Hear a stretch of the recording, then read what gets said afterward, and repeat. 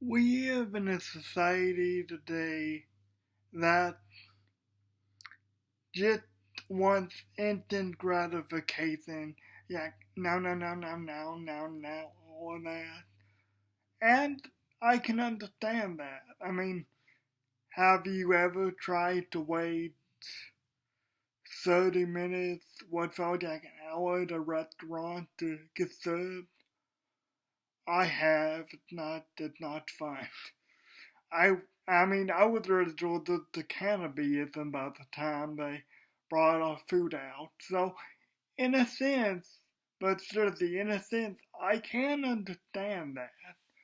I can understand that instant gratification mentality. I can understand that. I really can. But as I say, when you seeking an answer to something, go to the Word of God first. Let's see what the Word of God says about that. Not what it says right in general, but a specific story. Genesis 15:4. Again, that's Genesis 15:4. You know, background. Abram, Abram has come up from Uz as a Chaldean, and he said, "Hey, God, you haven't given me an heir, you haven't given me any children. I guess they can go under my slave, but you haven't, you haven't given me any children. The Lord promises to make his descendants as numerous as the stars. He says, this man will not be your heir, but a son who is your own flesh and blood will be your heir. So, so the son, it's it's talking about Sarah, not really not really anything else. Delivered from Sarah, delivered from his wife, who is blood of his blood, flesh of his flesh. Then the Lord, then the Lord gives a promise. Abraham believes. Well, Abram, his name is right now. Believed the Lord, and he credited to it as righteousness. So the Lord gave him righteousness. He said, "Who brought you out of the Chaldean to give these land take possession?" But Abram said, "How can I know that I will gain possession of it?" But now this is what I want to give to Genesis 16, 1 through 2. Now, I want you to keep in mind what it said in the last chapter, that Abram believed the Lord, and everything the Lord had already promised a child, Sarah, just blood of your blood, flesh of your flesh, all that. But verse 16, 1 through 2.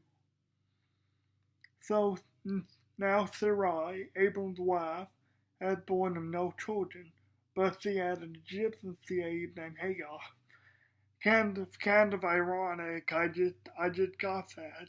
It was an Egyptian, but later on the Egyptians enslaved the Hebrews. Maybe this was why. Maybe they held a grudge against that. It's just funny to me just now realizing that. So they had an Egyptian slave named Hagar.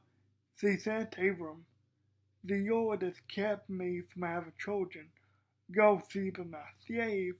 Perhaps I can build a family through her."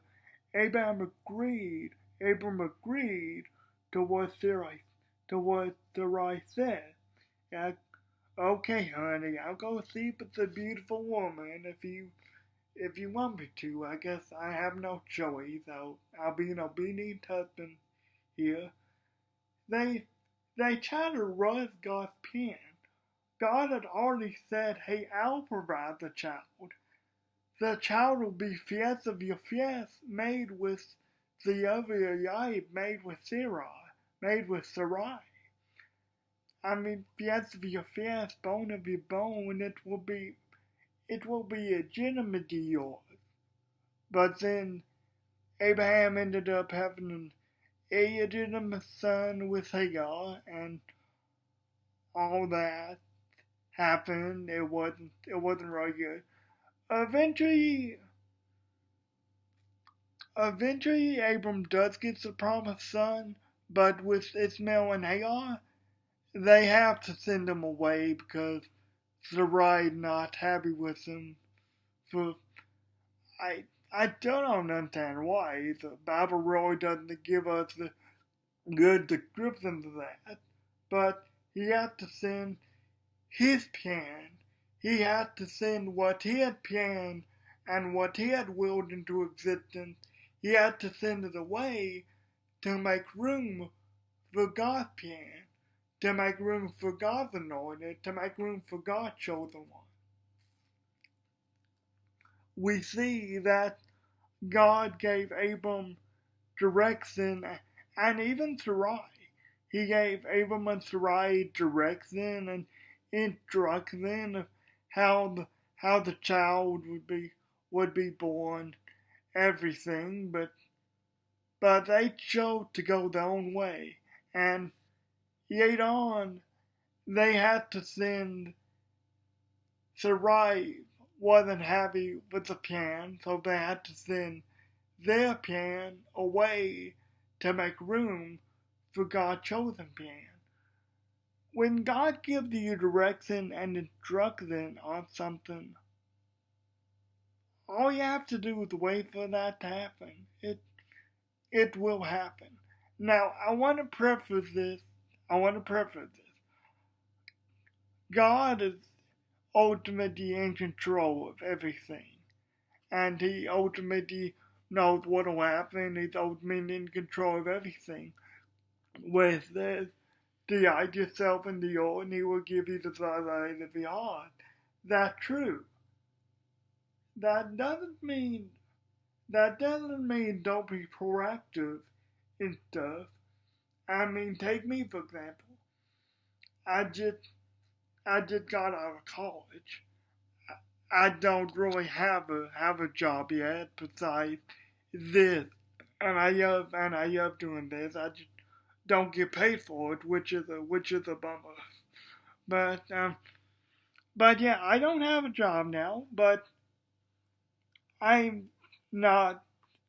I mean, I play video games and watch TV and react and stuff because I think I've earned that. But I'm not just being lazy.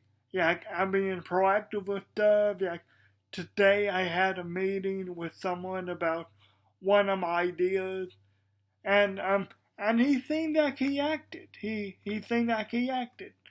And as far as the way everything is gonna go, I don't know, but I'm always thinking of ideas.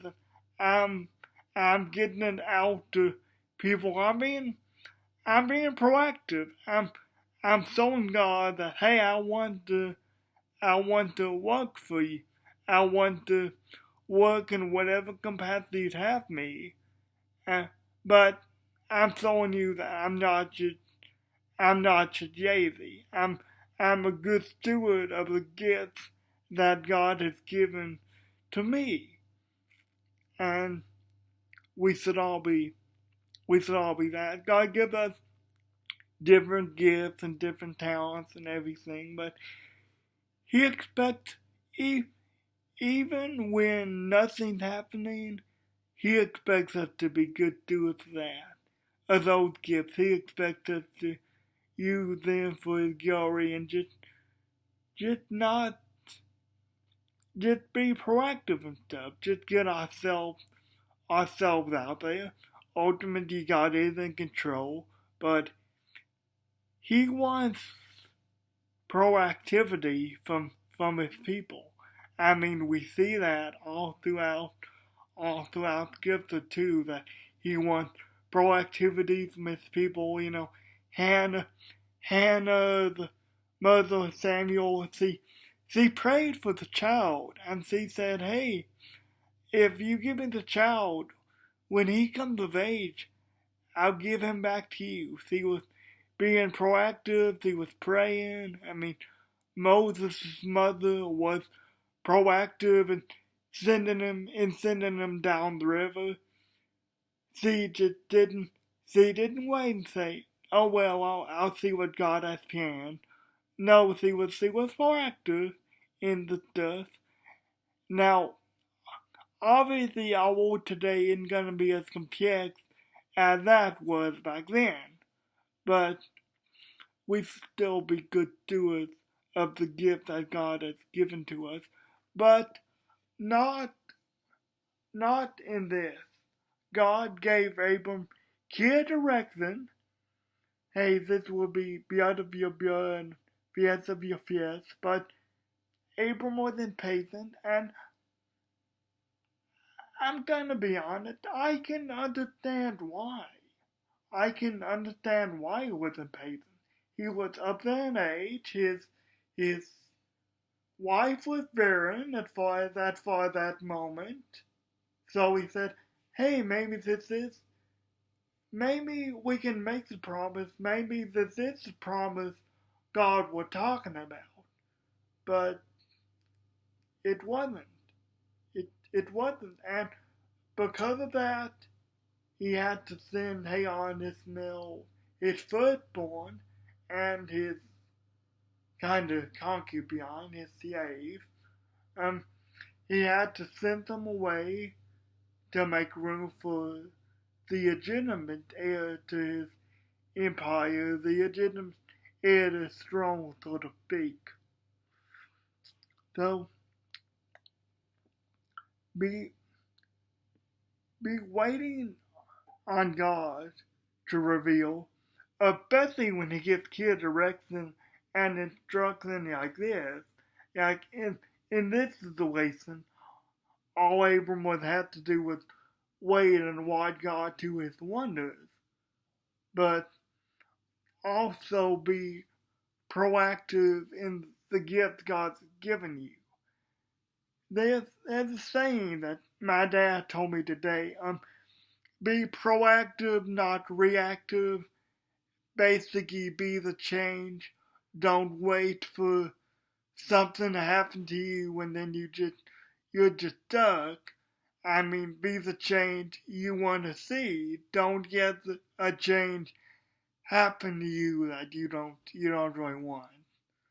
But yeah, be proactive in the gift God has given you. And if you are proactive, I can guarantee you that God will remember that. God will see that. And God will give you gifts beyond measure. He will give you something that you never thought or never dreamed would happen because you were faithful and you were wise in his gifts and everything. He will do that to you. Just if you're proactive and not reactive to stuff, if you're good stewards to what God has given you, he'll do that. I know it doesn't seem like it, but he'll do that. Do not rush it. Don't rush.